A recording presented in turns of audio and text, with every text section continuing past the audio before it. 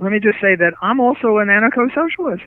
I'm a socialist. I believe in voluntary socialism. I believe in the kibbutz, given that the kibbutz is voluntary and they don't take up people's property. I believe in from each according to his ability, to each according to his need, if it's voluntary. So I'm a voluntary socialist. I'm just against coercive socialism. Coercive socialism is, you're in the commune whether you like it or not. I don't want to join necessarily the Soviet commune, but I might enjoy, being a hippie commune or a kibbutznik or something like that. The same thing with capitalism. I'm not for crony capitalism. I'm only for laissez-faire capitalism. I'm just as much an anarcho-socialist as I am an anarcho-capitalist. I'm a voluntarist. I'm a voluntarist libertarian.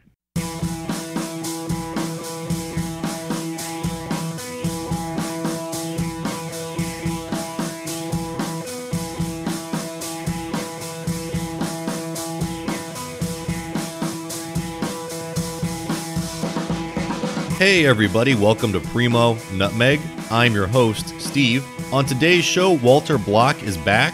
As many of you may remember, Walter Block is a professor of economics at Loyola University of New Orleans, as well as a senior fellow at the Mises Institute, and a well-known anarcho-capitalist philosopher. On the show, we're going to discuss Walter's recent piece in the New York Times regarding tariffs, Noam Chomsky's response to a question posed by Walter Block on Primo Nutmeg 144, whether libertarianism is a left-wing or a right-wing philosophy, the difference between anarcho-capitalism and Ayn Rand's Objectivism, and whether or not antitrust action can be implemented by the government to liberate markets. Also, folks, I did just want to take 1 second to thank all of our new subscribers and patrons. Primo Nutmeg 144 was the most watched episode of the show ever, and it was even recognized by acclaimed journalist Glenn Greenwald.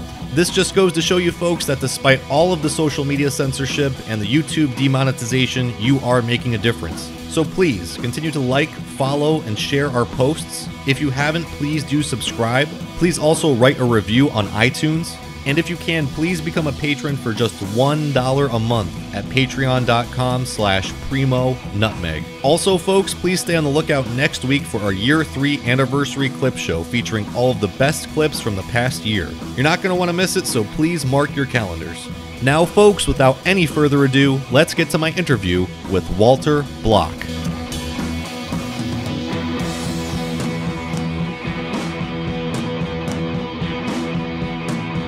Walter Block, welcome back to Primo Nutmeg. Thanks for having me. It's always a pleasure. Definitely. I wanted to have you back on for a few different reasons. I wanted to talk about Noam Chomsky's response to the question that you had posed to him a couple months back. And I also wanted to talk about just some other thinkers and different strands of libertarian thought and get your response. You, of course, are an acclaimed right-wing libertarian, anarcho-capitalist, so just wanted to, again, get your ideas on a few different things. First off, I did want to congratulate you because you just had a piece published in the New York Times. Was that your first piece in the Times? Yes, that was my first op-ed in the New York Times. That was my debut, and I'm delighted with it, and thanks for recognizing that. Yeah, it was an interesting read. Maybe you just would like to take it from the top and explain exactly what the pitch is of your article. Well, what I was trying to say is that the best way to promote liberty and the best way to promote prosperity is free trade. Every free trade, every aspect of free trade is mutually beneficial, at least in the ex-ante sense, usually in the ex-post sense. So I'm now going to buy your shirt, Steve, for $30, and you're going to sell it to me. This is a voluntary exchange. And why would I want to buy your shirt for $30? Because I value it in $30. And why would you be willing to sell it to me? Because you valued my $30 more than your shirt. You could maybe get something else with my $30 that you valued more than your shirt. So there was mutual gain in the ex-ante sense of anticipations. Namely, we each decided to do this because we anticipated we'd be made better off. Now, ex-post, one or both of us might regret this. Usually it's not. You buy something, unless you get a lemon car or something like that, you're not going to regret buying a shirt or selling a shirt. Almost always you benefit ex post, and necessarily you benefit ex ante. Now, this is the same thing whether the two people are, as in the present case, both in the United States. You and I are both in the U.S. Well, actually, I'm in Canada now, but what the heck. I usually spend time in the U.S. And it doesn't matter if we're in two different countries. So if you have a law saying, well, we got to tax this, and then we have a tariff of, 20% or 30%, well, then, instead of having to pay you $30, if it's a 20% tariff, I have to pay $36.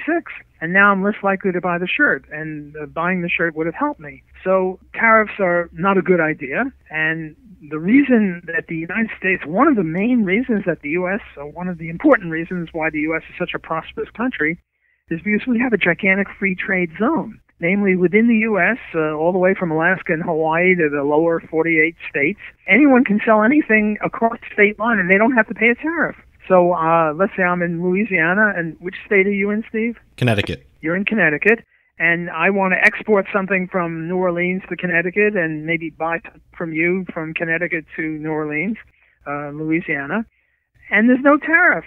And every time any state tries to put on a tariff, like Wisconsin once tried to put a tariff on the importation of California wine so to promote its own wine industry, and the Supreme Court was very good, and they said, forget about it. Well, they didn't put it that way, but that was the gist of it.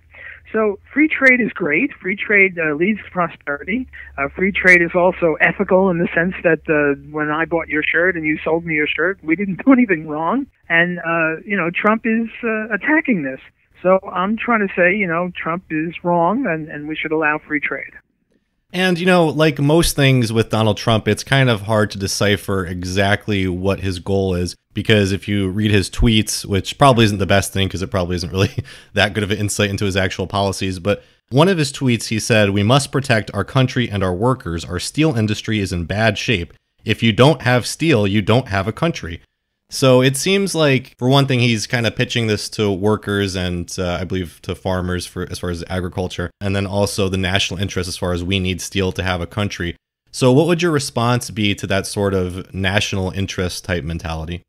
Well, I think it's problematic. Look, Louisiana doesn't have any steel production. No, we not a state? I don't know. Monaco doesn't have any steel production.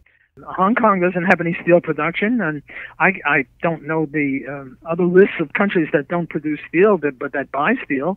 I don't see why you need steel in order to have a country. Sometimes what happens in the ex-colonial countries like, in Africa or South Asia, what they'll do is they'll have a steel mill, and the steel mill will produce steel very inefficiently at, say, 5 times the international price of steel. And they'll be very proud, hey, we're a country, we're in the middle of Africa somewhere, and we have steel. And the steel costs them 5 times as much to produce as they could have bought it from, wherever steel is produced, let's say the U.S. Are they really better off?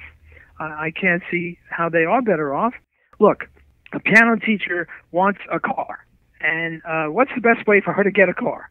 Should she start building a car herself, which would cost her an arm and a leg and a ton of money, or should she give piano lessons and take the money from her piano lessons, which she's good at, and then go buy a car? Obviously, much better to buy a car indirectly instead of making a car.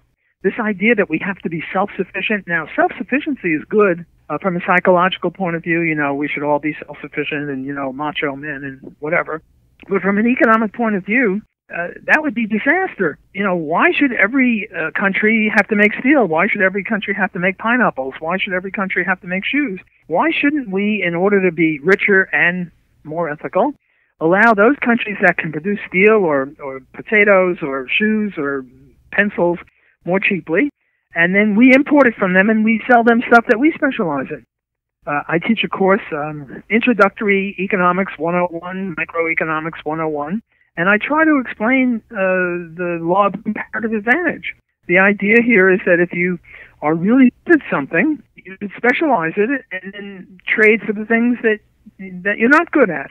And I would say that, if we took this down to the individual level where everyone was self-sufficient, and everyone had a little steel mill, and everyone had a little shoe manufacturer, we'd all die. Because, we'd be jack of all trades, master of none. Right. The whole point of us getting together is to trade and thereby improve our lot. So the idea that you're not a country unless you produce steel, I think it's crazy. I mean, I don't know if Canada produces steel or not. It might not, and it's still a country. And it's not a country, even if it produces steel, because it produces steel. It could be a country without producing steel and buying steel from the U.S. And the U.S. can be a country without making, I don't know, dog sleds, which Canada has, and import the dog sleds if they want. The idea that to be a country you have to produce everything is just grotesque. Look, Mozart didn't come from the U.S. Mozart came from, I don't know, Austria, somewhere like that. Should we not import Mozart music because he didn't come from the U.S.? Are we not really a country because we don't have a homegrown Mozart? The whole idea is crazy. I think that part of the concern or motivation behind it too comes from the fact that the U.S. used to produce a lot of things that they're not really producing anymore, and you see places like Detroit and Flint, Michigan, where industry there has completely died, and it's left great poverty, and this gets blamed on free trade. So, I mean, what would you say as far as we used to be really good at building cars, we used to be really good at steel, but the accusation that trade somehow has hurt us and left places like Detroit and Flint, Michigan? Well, I think the problem with Detroit is unionism pushing wages way above productivity levels and bankrupting everyone. Look, we used to produce farm goods. 98% of our workers 100 or 200 years ago, you know where they were? They were on the farms. And now only about 2% of our labor force is on the farm. So we used to produce a lot of farm goods, and now instead we produce, I don't know what, psychological services, insurance, movies, medicine, God knows what. There's nothing wrong with changing. We used to do a lot of things that we don't do now, and there's nothing wrong with that. We try to improve our life. Look, suppose we don't produce any cars in the U.S., but we can get cars at 1/10 the price from, Korea. Shouldn't we all drive Kias or whatever they produce there? Why should we make cars that are 10 times the price of what they can do in Korea, assuming that the South Koreans, or maybe the North Koreans, who knows, can do it so much cheaper? As I say, look, suppose the piano teacher used to be making cars, and does she still have to make cars forever? Can't she give piano lessons if she's better at it and enjoys it more? She'd be unemployed as a car mechanic or a car producer, and now she's employed as a music teacher. So the idea that just because you used to do something, we should forever do it. Look, do you know what happened to the horse and buggy industry? We used to have a fine horse and buggy industry, and then that dirty rascal, what's his name, Henry Ford, came along and had, making cars more efficiently. And the poor horse and buggy industry, the poor people who were whip makers and bridle makers and blacksmiths and horseshoe makers and they all went broke, and they had to go make cars, and they had to do, become economists or become doctors or whatever it is. So, just because we used to do something is no reason for us to continue forever to do something if we can now be richer and happier and more prosperous doing something else. I mentioned Donald Trump's tweets. There's another one worth mentioning because it kind of takes the exact opposite perspective, where he recently said, "The European Union is coming to Washington tomorrow to negotiate a deal on trade. I have an idea for them. Both the US and the EU drop all tariffs, barriers, and subsidies. That would finally be called free market and fair trade. Hope they do it. We are ready, but they won't." So it's kind of funny because he seems to be advocating there what you're advocating, no? Well, if Donald Trump were a football player, he would not be a quarterback. He would not be a center. He would be a broken field runner, because broken field runners twist and turn. And, first they move to the right, then move to the left, and they go straight ahead. Now, look, yes, this is magnificent. And I've heard that quote before. And if he's serious about it, he's my man. By the way, when he was running against Hillary, me and a few colleagues of mine started two groups. One was, what was it called? Libertarians for Trump, and the other was Scholars for Trump. And for Libertarians for Trump, we got 5,000 signatures, something like that. And Scholars for Trump, we started that because, the Hillaryites were saying, only dummies and flyer of a country would vote for Donald. So we got a whole bunch of PhDs, about 150 of them, who's saying, yes, Donald's better than Hillary. So I'm not, a stick in the mud against Trump. If Trump, broken field runner, is now coming out full Ron Paul, full Mises, full Rothbard, and he wants free trade with everybody, sort of like the Hong Kong system, that would be great. But you see, what Mises and Milton Friedman, who I mentioned in the New York Times article, and Hong Kong and all these other people do, they have this system where we will declare full free trade with everyone, regardless of what their policies are. And Donald isn't going there. What he's saying is, if Europe will drop its tariffs, then we'll drop our tariffs. Right. Well, Europe isn't going to drop our tariffs. Look, the analogy I sometimes use in my students is, Steve, you and I are sitting in a rowboat. And me, like an idiot, what I do is I shoot a hole in the rowboat. And now water is seeping in. Should you shoot another hole in the rowboat and now the water will seep in at a much faster rate? No, you shouldn't. Just because I'm an idiot doesn't mean you should be an idiot. Just because Europe and China and other countries, Mexico, Canada, whatever, have tariffs doesn't mean we should have tariffs. So if Donald Trump really got religion, if he really was a free trader, he would say, look, Juncker, the negotiator for Europe, we're dropping all of our the quotas and tariffs and other interferences with international trade, and we would like you to do the same thing, and if you did the same thing, that would be great, but no matter what you do, we're doing that. Now, there's my man. That would be Ron Paul for president. Will Donald do that? I don't think so, because he said so many things about, free trade is no good, and, we should, if you're not if you don't have steel, you're not a country. Well, right. Suppose some other country can produce steel better than us, and we import steel, and we don't have any steel producing. Would Donald be happy with that? Well, not this Donald, the Donald who you just quoted me, but a previous Donald, one who is a little inconsistent with the other Donald. There are many Donalds out there, and they speak with the Indians would say forked tongue. We would say maybe there are 5 Donalds, and they speak 5 different things on the same thing. So you really can't trust whatever he says. Sure. But on the other hand, I still prefer him to Hillary. So every morning I wake up, I realize Hillary is not president. And I'm very, very happy with Donald, despite his weakness on free trade.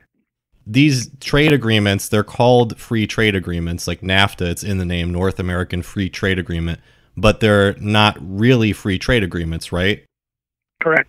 NAFTA between Canada, the U.S., and Mexico is more like a customs union. It's supposed to reduce tariffs within and between those 3 countries, but not with the outside. Well, that might be an improvement, but the problem is sometimes they're accompanied by increasing tariffs with the outside. So then it's sort of hard to see whether it's a move toward free trade or against free trade. One last question on this article. I believe that you at one point either did or were considering a lawsuit against the New York Times, right, for libel against you? Yes. And it's just kind of odd seeing you in the New York Times now. So you guys have resolved whatever the dispute was? Yes, we resolved the legal case. I'm not at liberty to say what the resolution was, but we resolved it, and we did it voluntarily. So each side, I think, agreed to do it, and therefore thought they'd be better off by agreeing to do it rather than continuing the lawsuit against them. Okay. Well, again, I did want to speak with you because I recently had Noam Chomsky back on the show. And the first time that you were on the show, you had said that you would like to debate him. I guess we're still kind of working on that to see if a meeting is possible, if any kind of discussion or debate would be possible. But I did want to discuss his response to your question. And essentially what you had asked was, don't you believe in the consent of a worker to accept lower wages? Why do you need laws to get involved in the employer-employee relationship? He says, you lefties favor sexual and other acts between consenting adults. Why not also capitalist acts between consenting adults, like hiring someone for $6 an hour less than the minimum wage? You think that's exploitative, but if the worker agrees, that's the best opportunity that he sees for himself. Ditto sweatshop labor, ditto using money. You call yourself an anarchist and yet would have the government prohibit by law these things. First of all, consent is a very curious notion. It's well understood all the way back in the tradition of classical liberalism, James Mill, John Stuart Mill, others, that hiring yourself, renting yourself to someone essentially is temporary slavery. Now, do you consent to that? Well, if the choice is starving, yes, probably you consent to it. But that's a curious kind of consent. You have to look at the conditions under which people make agreements. if there's an enormous disparity of power between the owner and the person renting himself. And under those conditions, to talk about consent is a joke. It's like saying, if I'm holding a big club and you're over there, and I say, I want you to lie down on the floor, and your choice is either I'll lie down on the floor or I'll have my head smashed by a club. Yeah, you consented to lie down on the floor, but do we take that seriously? So what would be your response to what Noam Chomsky said to your question? Well, in a sense, I sort of agree with him. I'm a rich man, Steve, you're a poor man, and the reason you're poor is I stole all your money. And now I'm trying to buy your shirt for $30.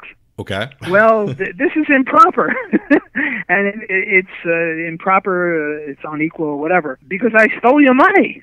Now, suppose I'm just very rich because, I don't know, I won the lottery or I invented steel or God knows what, and you're very poor because you didn't win the lottery and you didn't invent anything.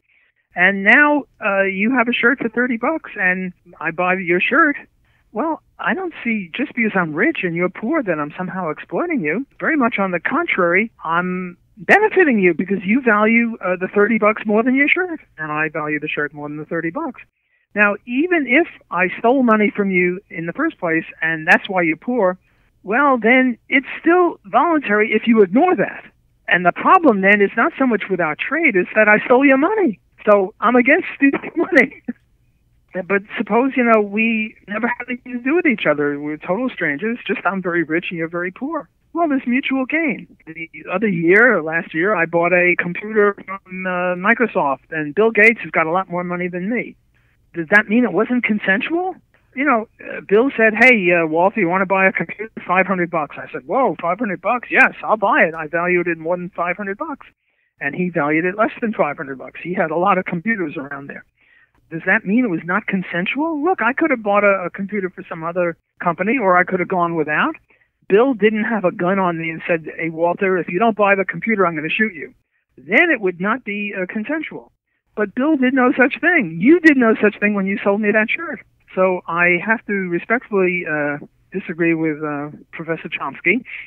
And I say respectfully, because I do revere him, not just admire him, but revere him in other contexts, very important contexts. First of all, I met him when I was studying for my master's degree in philosophy. I didn't know you actually had met him in the past. No, I had met his writing. I never met him. Oh, gotcha, okay. But I came across him. I misspoke, thanks for your correction, as a linguist, and he was magnificent. And then I read him a lot over the years on foreign policy, and again, he is a non-interventionist. He's sort of a Ron Paul type, and again, I revere him on that. And the most recent thing that he did, which I thought was magnificent, was there's this guy, Gilley, I think is his name, a guy from Portland State University, who wrote an article saying that colonialism was good, and the neo-colonialism, after the whites left Africa, was bad for the black people. And there was a hue and cry, this is not exactly politically correct. And Professor Chomsky blessed him. I don't know if he supported the thesis, but he certainly supported the right of this guy to speak. So I take my hat off to him again. So when I say I disagree with him respectfully, I really mean that. Yes, we disagree on economic issues. We certainly disagree on whether it's consensual having a purchase or sale between a rich and a poor person. I disagree with him there. But I revere him in many other areas. I think that the main disagreement between you and Professor Chomsky is obviously over the sort of right-left paradigm. He is a left-wing libertarian and an anarcho-syndicalist. You're a right-wing libertarian or an anarcho-capitalist. And I just wanted to get your... Well, let me stop you there. Okay. I'm not a right-wing anything. Okay. He can call himself a left-winger if he wants, and he is a socialist anarchist. He believes stuff like money is no good, and money is the root of all evil, and capitalism is no good, and profits are evil, and stuff like that. But I'm not a right winger. I resist being characterized as on the right hand of the scale. My view is I'm a centrist. I'm a moderate. I don't know how to characterize myself. I'm a libertarian. And I'm not a right-wing libertarian nor a left-wing libertarian, and nor am I a right or a left-wing person on the spectrum.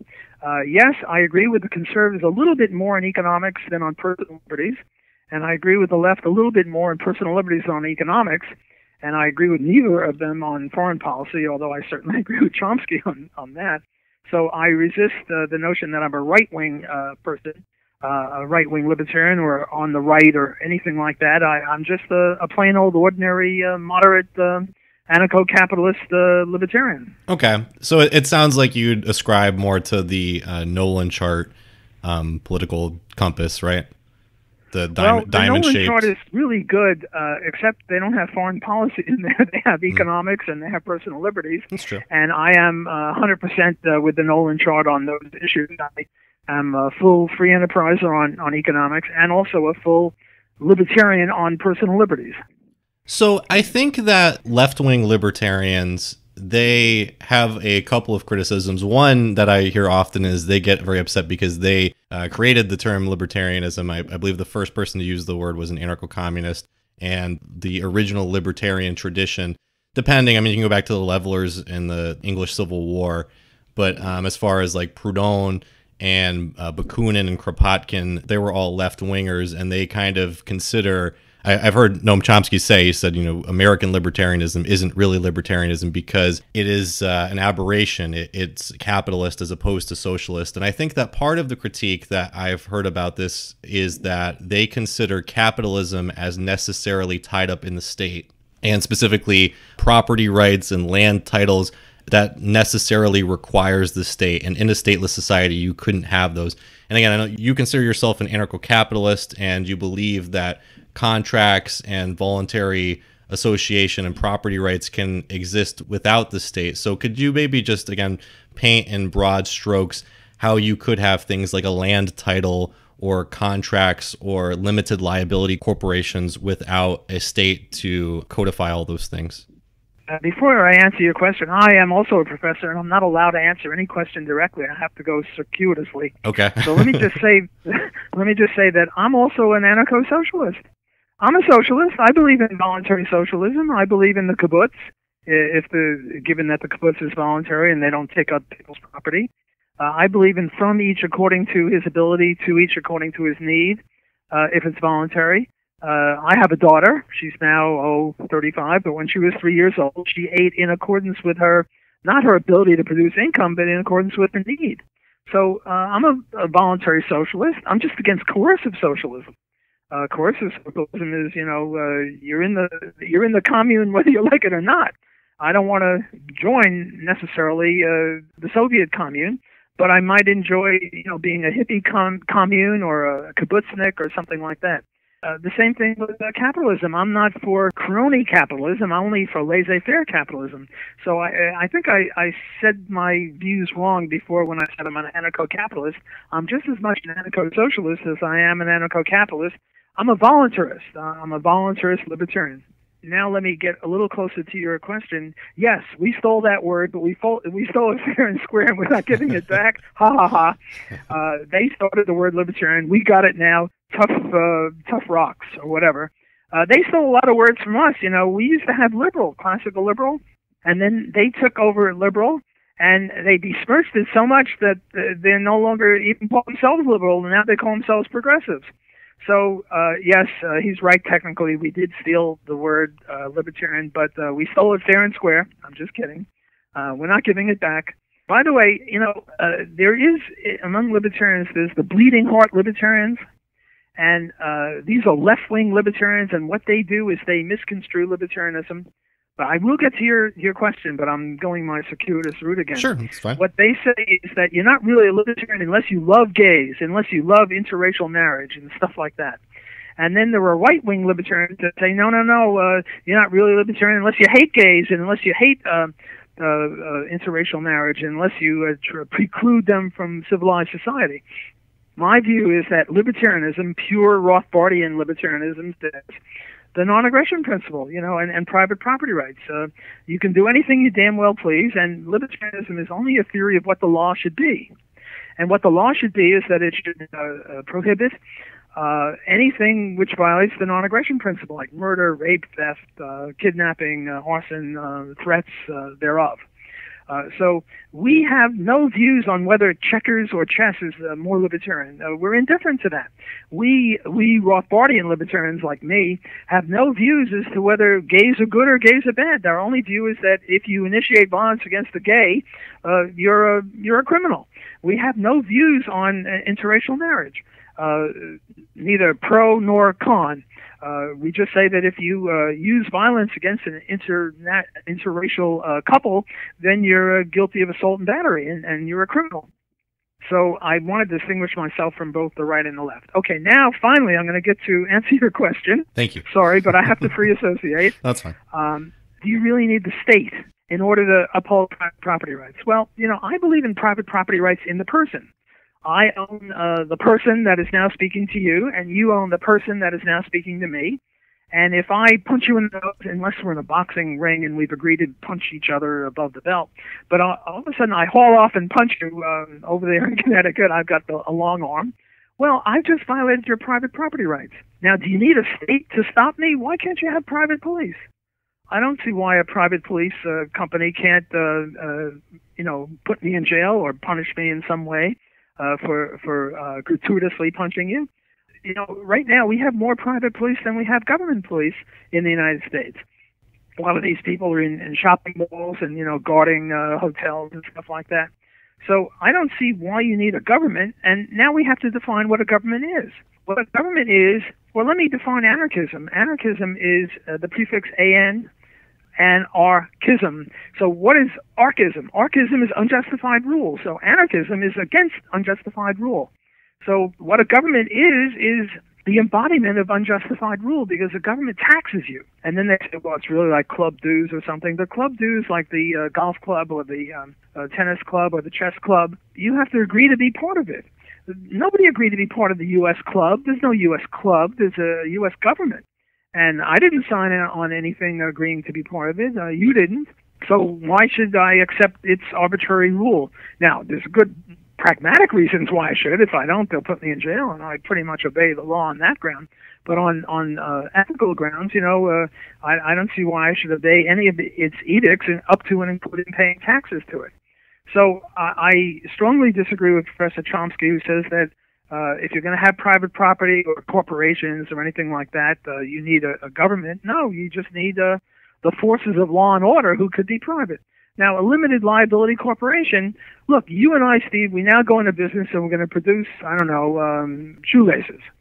And what we do is we announce to everyone that we put each $100,000 into our company. And if you sue us, we're only liable up to that $200,000. You can't sue us for private fortunes. And now somebody agrees to buy a shoelace, and somehow he chokes himself with it, and he sues us. Not that his case would be right, because poor little shoelace didn't do anything. But suppose the shoelace exploded. Don't ask. Okay. And now he sues us. Well, we should pay him because, an exploding shoelace is a problem. Sure. But we're only liable for the $200,000. And this is contractual. Namely, he agreed when he bought the shoelace from a limited liability corporation, such as the Walter Steve Corporation, to produce the exploding shoelaces. He agreed that he would only sue us for the money we put into it. So I don't see why you need a government or anything like that to promote property rights or profits or anything like that. I guess I'm still kind of missing it because, again, who incorporates a corporation in a stateless society? Well, I don't know. You and I, we go down to some private registry. And we go to the private registry and we say, hey, we want to have a private registry corporation. We pay them $100 or whatever it is. And now we put a little sign on every shoelace that we sell, and we say we're incorporated. And then everyone realizes that if they deal with us, they're dealing with a limited liability corporation. We're only responsible for the money we put into the corporation. And if you don't like it, you consumer of shoelaces, go to another shoelace company where they're not a limited liability corporation, and then you can sue them for their private fortunes as well as the money that they put into it. So we would have a private registry, and we would have a private court. By the way, the American Arbitration Association is sort of like a private court. And a lot of companies now, they say, look, we're selling you this motorcycle on the condition that if you don't like it, you won't go to the government court, but you'll go to our court. Well, you're just as free to not buy their motorcycle if you're worried about the veracity of their court. So I don't see why armies, courts, police, and other public goods, supposedly of government, are necessarily a monopoly of government. Why can't you have private people doing this? And let me add one more on this, and that is, what is now the relationship between Canada and China? What is the relationship between Argentina and Albania? I say it's one of anarchism, because there is no world government. So if Albania and Argentina get into a squabble, they can't go to a government. So does that mean that that somehow you can't register things, you can't have private property rights between the Albanians, the Chinese, the Canadians, and the Argentinians? No. Look, the whole idea of government is you and I, Steve, might get into a fight. Not in a boxing ring where we've agreed to be in a fight, but in a fight. And we need a government to somehow make sure you and I behave with regard to each other. Well, Albania and Argentina might get into a fight. Do we need a government to make sure that they don't? Well, happily, we don't have a world government. We have anarchism between countries, and there's nothing wrong with anarchism between countries, and you can still have private property rights and profits and limited liability corporations between the Albanians and the Argentinians by agreement. So I think that I would disagree with Professor Chomsky on that matter. So it seems as though in a stateless society, you would need to have some kind of faith in one sort of credo or philosophy, and especially the non-aggression principle in an anarcho-capitalist society. And, when you compare individuals to states, I mean, states war with each other often, and quite often might makes right. The United States is bombing how many countries? 7 countries at a time. So, it seems as though, people, when they kind of pitch the idea of the UN, it's supposed to help alleviate tensions. And, people say we should have a world government because it would be sort of this overarching governing authority or philosophy to kind of oversee society and oversee nations and stop them from warring with each other. How would you have one coherent philosophy? How would you ensure the dominance of the non-aggression principle in a stateless society? Well, we can't ensure it. We can hope for it. We can pray for it. There's no guarantee of it. There's a joke. The Economist was asked, "How is your wife?" And the answer came, "Compared to what?" Well, yes, the U.S. Look, the U.S. is only bombing 7 countries. I don't see why you have to worry about that. It's only 7, and we've only bombed, about 50 different countries since World War II. The U.S. is trying to become the world government. Happily, they haven't quite made it. But the point is, compared to what? Yes, countries fight. Britain fought with Argentina over all those islands. Falklands, Malvinas, as the Argentinians would say. And, what is it? Iran and Iraq had a fight, and Israel has fights with Syria and Egypt and other countries. Yes, this is very bad. I don't favor it. This is horrible. But let's compare it with a world government. And if the world government were a democracy, China and India between them have, maybe a little bit over 50% of the world's population. You throw in Indonesia, and, the 3 of them pretty much rule the roost. Well, do you want China, India, and Indonesia? I think those are the 3 most populated countries. I'm not sure. I'm sure of India and China. What would a world government look like there? By the way, I'm Jewish, and we Jews are always running from one place to another because, they oppress us here, so we go there. Then they oppress us there, and we go here. Well, if there were a world government, there'd be no place for us to go. Mars and the moon are not yet habitable, mainly because of the government. If the government would just get out of the space race, we'd have more colonies there. At least my most recent book says that. But from the Jewish perspective, the world government would be a disaster because if the wrong people got in there, that would be curtains for us. But it's not just Jews. It's any minority group that is aggrieved and the majority is getting on their case. Once I say world government, it should be QED. Look at the UN. The UN is not a model of decorum. The UN, all sorts of totalitarian regimes are now high up in the councils of the UN. I don't think the UN is a good case example in favor of archy, namely world government here, world archy. I think the UN is a disaster, and what was the thing of nations before the UN? League of Nations. League of Nations, that's it. That wasn't any very good at stopping wars. There were a lot of wars, fought under the aegis of the League of Nations, and now there are a lot of wars fought under the UN. The UN isn't able to stop the U.S. from bombing everybody. The UN didn't stop the war over the Falkland Islands or the Iraq-Iran war. The UN didn't stop anything. The UN is sort of a debating club, and it's just a waste of time and money. I think that, again, back to The Economist and the wife, compare to what? Yes, the anarchy between countries is not good, because there are wars. But a world government, I think, would be far worse. And also, that's just pragmatism or utilitarianism. On a deontological or rights-based argument, no government is justified, whether world government or national government.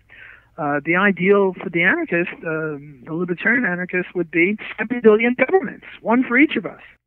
And then if you want to ask a girl out for a date, you just can't ask her. You got to get your foreign minister to deal with her foreign minister, and you set up the date. But I'm just being silly there. But the point of anarchism is we should each be sovereign. I should be a sovereign, and nobody should infringe upon my rights, and you should be a sovereign. Now, will this last? My friend Bob Murphy wrote a very good article, Will the Warlords Take Over? And what he said is, yeah, they might. There are reasons to think that, once we achieved freedom, there would be forces moving in that direction. But, it's possible. We can't guarantee it. Happily, only, 2 or 3% of the people are outright criminals. The problem is that 97% of the people, that is, libertarians get 3% of the vote, 97% of the people don't vote libertarian. So they're more amenable to the violation of the non-aggression principle. So when I had Yaron Brook on the show of the Ayn Rand Institute, he was critical of anarcho-capitalism and even specifically of you and Murray Rothbard. I think the left or any impartial participant from the side would easily see the differences between objectivism and anarcho-capitalist. I mean, particularly the Walter Block type of anarcho-capitalist or the Murray Rothbard type of capitalist, anarcho-capitalists who are moral subjectivists, who are anything goes type libertarians. And since morality is just whatever you feel like doing, if you feel like doing stuff, then go do it, right? Objectivism has a whole philosophical system that only at the end of that philosophical system reaches certain political conclusions. And the political conclusions are very clear. That is that because the essence of human life depends on reason, and reason is man's basic means of survival, and the moral purpose of life is to pursue your rational self-interest, that is self-interest guided by reason. When we come into society, we must create an environment free of force. And for that purpose, we establish government. You need an entity to be responsible for the extraction of physical force, for the elimination of physical force from human society. You can't create a market in force. You can't have private police forces or private armies, because the essence of a market is that which exists once you eliminate force and you allow people to voluntarily, without force, interact with one another. And that requires both a police and a military. And beyond that, it also requires an entity, call it a political entity, that is responsible for legislation, for legislation of objective laws. And again, Rothbard and the rest of the anarcho-capitalists would reject the idea of the need for objective legislation, for objective laws. And so they want everything to evolve through the court system and competing courts and competing police forces that implement those courts. I mean, what they want is anarchy. Anarchy in the worst kind of sense of the word. Anarchy in a sense of pure, constant, non-ending violence, which ultimately ends only in an authoritarian taking over. That's what anarcho-capitalism means. I believe in a system of objective laws, and therefore you need a legislature, you need a body of experts who can come up with those laws. Now, they're limited to laws that define and protect property rights, but you need such a body. And without it, what you get is constant violence. And I don't want to live in a society of constant violence. I don't want to live in Somalia. I don't want to live where it's gang warfare constantly. And that's what anarcho-capitalism inevitably, necessarily leads to. Is anarcho-capitalism subjectivist, or is there an objective morality inside of the non-aggression principle? Well, I'm a big fan of Ayn Rand. She personally, along with Nathaniel Branden, converted me from Bernie Sanders socialism. He and I went to high school together, and I was sort of a follower of his then. The two of them converted me to minarchism, Night Watchman State. Branden suggested two books, Atlas Shrugged and Economics in One Lesson by Henry Hazlitt. And I was off to the races. So I have a great, soft, warm spot in my heart for Ayn Rand and objectivism. And getting back to my joke about compare to what, which would I rather have, a society like we now have, or the Ayn Rand Night Watchman State? Well, obviously, the Ayn Rand Night Watchman State, Robert Nozick wrote about that as well, would be a vast improvement. But how do you start a state like that? Suppose that there are no states, and they're just a bunch of us people. And now some group says, let's start a country. And by the way the U.S. started was 9 out of the 13 colonies agreed to it. Well, what about the other 4 colonies? They were compelled into something that they didn't want to be in. And even in the 9 colonies that agreed to have a state, there was never a unanimity, and yet in the market there's always unanimity. That shirt that I was buying from you for $30, that was unanimous agreement. You and I were the only ones involved, and we unanimously agreed to it. No government ever started unanimously. Namely, some people were compelled to join it. Now, Ayn Rand has this non-aggression principle too. We share it with the objectivists. But she is incompatible with that. And Yaron Brook is a follower of hers, so I might as well mention Ayn Rand because she's the fountainhead of that sort of thing. Right. She's violating her own principles.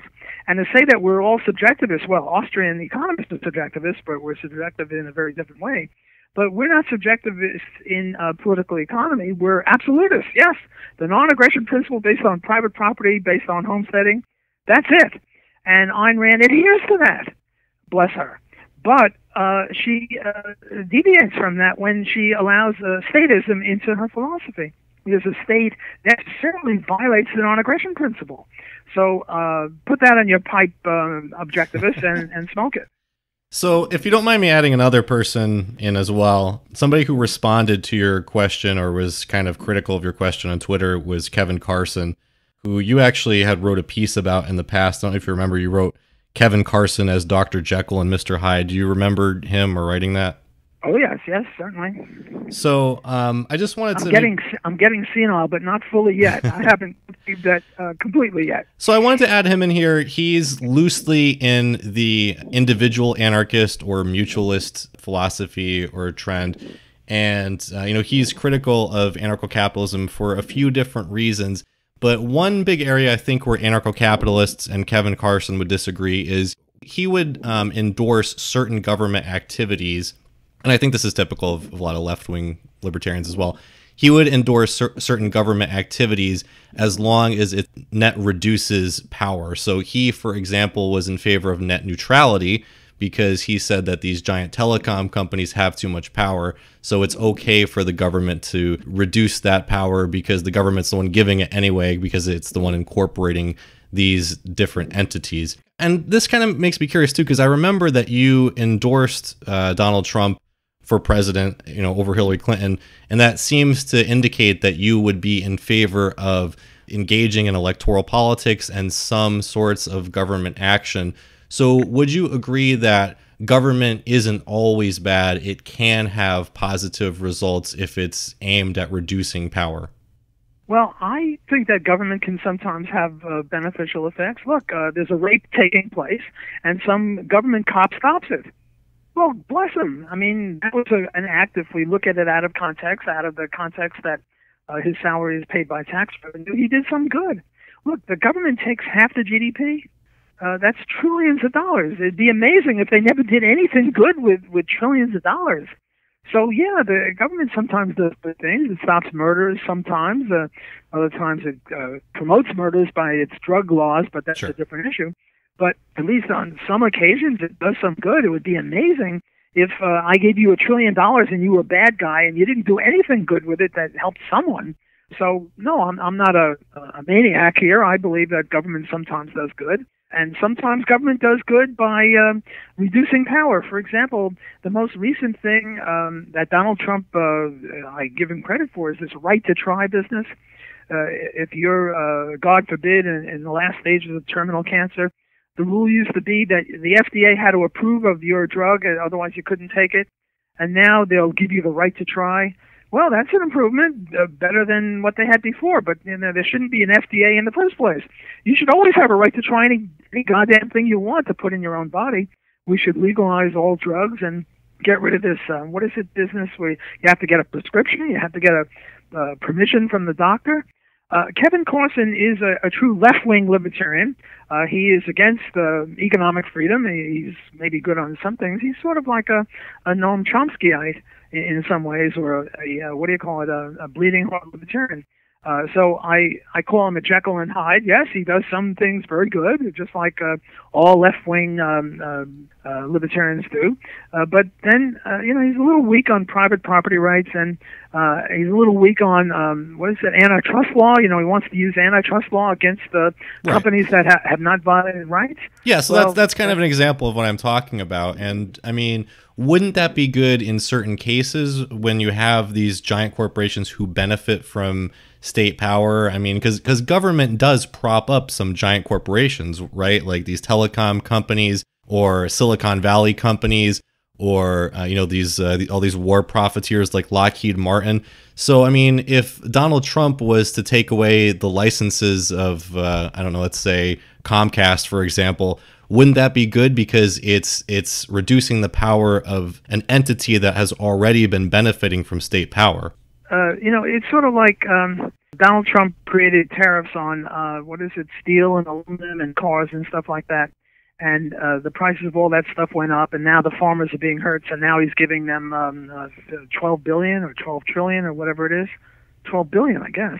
Yeah. Why not just stop the initial giving of power instead of trying to fix a problem that you created? Stop creating the problem in the first place. So I don't think we need antitrust laws. What we need is government to stop giving large corporations and crony capitalists bailouts and subsidies and protections against competition, among which are tariffs, getting back to tariffs. So, yes, I think that government should stop doing what it's doing instead of doing more things. Well, let's make it analogous to another giant private corporation that the government has created and propped up and made a quasi-government institution, the Federal Reserve, which I know that you've been very critical of, and Ron Paul obviously has been critical of. And I know that he in the past has supported, obviously, the abolition of the Federal Reserve, but also auditing the Federal Reserve. So just government action that wouldn't necessarily undercut the institution, but that would be kind of against it. So if you were to apply that same sort of logic to, again, like a Lockheed Martin, wouldn't some kind of regulation or negative government action against the Lockheed Martin, or I don't know, even something like Google, for example, which basically owns the internet, wouldn't those be good things because they would reduce these entities that are very much like the Federal Reserve that are distorting the marketplace? That's a very good challenge, a very good challenge. And I see what you mean, but I have to resort to Ron Paul, in his heart of hearts, doesn't want to audit the Fed. He really doesn't want to audit it. He's only doing it out of desperation, out of a second-best policy, and he's maybe a little inconsistent with his own philosophy there. Maybe what he should do is just say, let's get rid of the Fed, period. And any audits of the Fed should be private audits. It's sort of like the voucher system for education. A lot of people say, look, public education is really the pits, it's really horrible, it's miseducating, it's doing horribly. So let's have a voucher system and make public education more efficient. That would be sort of analogous to what you're suggesting. And I think that that's a snare and a delusion. It'd be much better to say, look, let's just privatize universities. Well, Walter Block, I really do appreciate you joining us on Primo Nutmeg today. It's always a very thought-provoking conversation, and I hope that we can have you back at some point in the future. Oh, it's always a pleasure.